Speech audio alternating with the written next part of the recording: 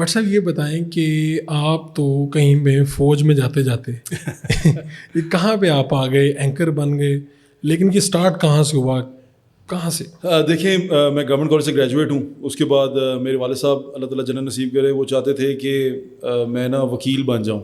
فوج نہیں ان کو تھا کہ فوج میں نہ جائے. صحافی آپ کو پتہ ہے ویسے بھی تھوڑے لیفٹسٹ ہوتے ہیں، وہ پسند کرتے ہیں کہ یار کوئی ایسے طبقے سے تعلق رکھے شعبے سے جہاں پر یہ ذرا عوام میں گھل مل سکے.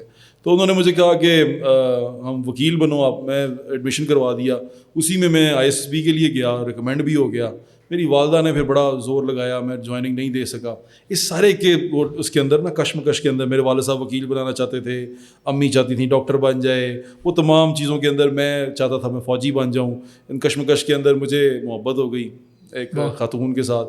تو وہ خاتون کی جو عمر میں مجھ سے بڑی تھی تھوڑی اس وقت، تو انہوں نے ان کی جو والدہ تھیں وہ کہتی، میری امی کہتی تھیں میرا بیٹا کچھ کرتا نہیں ہے، کام کرے گا تو شادی کریں گے. اس لڑکی وہ بڑی عمر کی تھی، اس کو شادی کی جلدی تھی.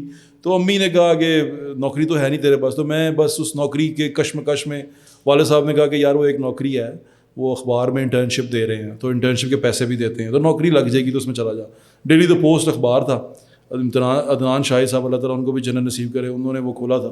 تو میرے والد صاحب کے دوست تھے، وہ مجھے جا کے ان کو میرا ہاتھ پکڑائے کہ جی صحافت میں اس کو کروا دیں کچھ نہ کچھ. میں انگریزی لکھتا تھا، پوئٹری کرتا تھا، انگلش جرنلزم وہ پڑھا تھا میں نے، گورنمنٹ کالج میں بھی جرنلزم پڑھا تھا، انگلش لٹریچر بھی پڑھتا تھا. تو وہ میری انگلش اچھی تھی تھوڑی بہت.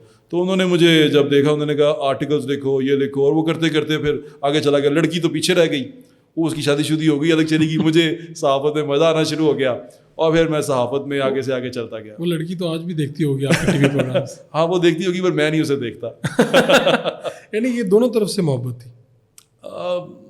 محبت دیکھیں جو کر رہا ہوتا ہے صرف اسی کو پتہ ہوتا ہے، اسی کے لیے ہوتی ہے. لیکن آپ کو اس وقت بڑا دکھ بھی تو ہوا ہوگا کہ یار میرے پاس جاب اس طرح سے سچ نہیں ہوئی. لیکن اب میں سوچتا ہوں جو ہوتا ہے اچھے کے لیے ہوتا ہے. اب جو اب الحمدللہ میری شریک حیات ہے، اللہ تعالیٰ اسے خوش رکھے، میرے بچے ہیں، تو I am very happy with her. تو یہ ابھی کی جو یہ شادی ہے یہ محبت کی ہے یا ارینج میرج ہے؟ It's both. اچھا دونوں؟ ہاں دونوں. یعنی آپ کی محبت بھی ہے اور والدین نے بھی والدین کی بھی ہے ایسے ہی. تو یہ فوج والی سلیکشن ہو گئی جی. پھر آگے کہاں پہ جا کے مسئلہ ہوا؟ کہیں بھی میں جوائننگ نہیں دی. کیوں؟ میری والدہ نا، میں اصل میں تھوڑا لاڈلا ہوں، سب سے بڑا بچہ ہوں، تو میں اپنے والدین کا بہت لاڈلا ہوں. یعنی کہ ایسا سمجھ لیں کہ مار بھی سب سے زیادہ مجھے پڑتی ہے اور ٹکائی بھی میری ہوتی ہے اور سب سے زیادہ پیار بھی مجھ سے کیا جاتا ہے. تو اس وجہ سے پھر میری والدہ نہیں چاہتی تھی کہ میں جاؤں، دور ہٹوں، ان سے دور جاؤں. ابھی بھی میں شہر سے باہر جاؤں، ملک سے باہر جاؤں، تو سب سے زیادہ جو پرابلم ہوتی ہے میری والدہ کو ہوتی ہے کہ وہ نہیں میرے بغیر ان کا مشکل ہو جاتا ہے گزارا. تو میں پھر اس لیے چھوڑ دیا سارا کچھ. اب آپ صحافت میں آ گئے، آپ نے صحافی کی ویلیو بھی دیکھی، آپ کی ایک عزت بھی ہے ایسے ہی الحمدللہ، لیکن ساتھ میں آپ نے فوجی کی بھی ویلیو دیکھی. جی بالکل. تو آپ کو کوئی دکھ تو نہیں ہوا کبھی کہ میں نے یار میں فوج میں کیوں نہیں گیا؟ مجھے خوشی ہوئی. میں ایکچولی ایک نیت سروس کی تھی، یہ بھی سروس ہے، جیسے بھی کریں. میں بھی ابھی آپ نے دیکھا ہوگا مجھے اسلام آباد پولیس نے آنرری دی ہے، وہ مجھے دے رہے تھے ممبرشپ ایز اے DSP دے رہے تھے رینکس.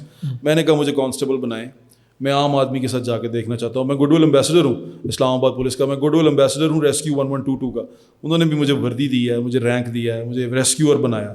مجھے پنجاب ایجنسی ہے ٹریفک پولیس، میں وارڈن بھی ہوں. اچھا، مجھے وارڈن کا بھی گڈ ول امبیسڈر ملا. آپ وارڈن بھی ہیں، آپ ریسکیو 1122 والے بھی ہیں، اور میں اسلام آباد پولیس کا گڈ ول امبیسڈر بھی، کانسٹیبل ہوں وہاں پہ. تو یہ وہ جو یونیفارم پہننے کا شوق تھا آپ ایسے پورا میں بس سوچ رہے ٹھڑک جو ہوتی ہے ویسے پوری کر رہے ہیں.